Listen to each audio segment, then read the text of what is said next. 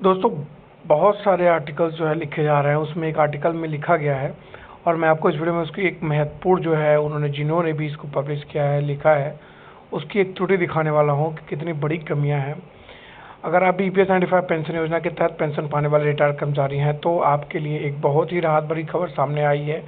लंबे समय से जिन पेंशनर्स को पेंशन बढ़ने की उम्मीद थी, उनका इंतजार खत्म हुआ है।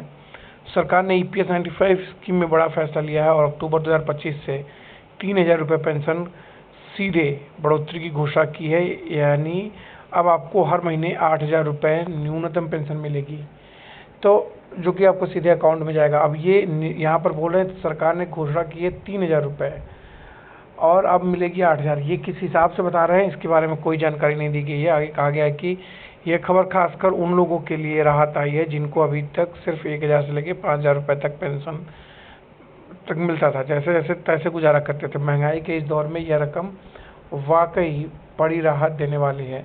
लेकिन ये बात अगर आप ध्यान दें तो ये अभी भी स्पष्ट नहीं हो पाया है कि ये कैसे इसको 1,000 से 3,000 कर रहे हैं।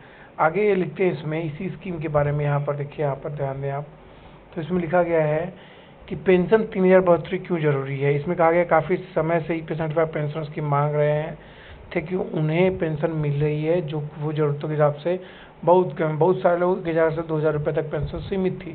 आपको बता दें कि मैक्सिमम लोगों का, बहुत सारे लोगों का नहीं, मैक्सिमम लोगों का 1,000 से 2,000 के बीच में है, जिससे दवा, राशन पानी, बिजली, ज़रूरती खर्चे चलाना मुश्किल था।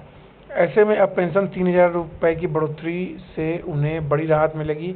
अब न्यूनतम पेंशन 8,000 रुपये मिलने से न सिर्फ आसानी से खर्च निकलेगा बल्कि बुजुर्गों के लिए आत्मनिर्भरता भी मिलेगी।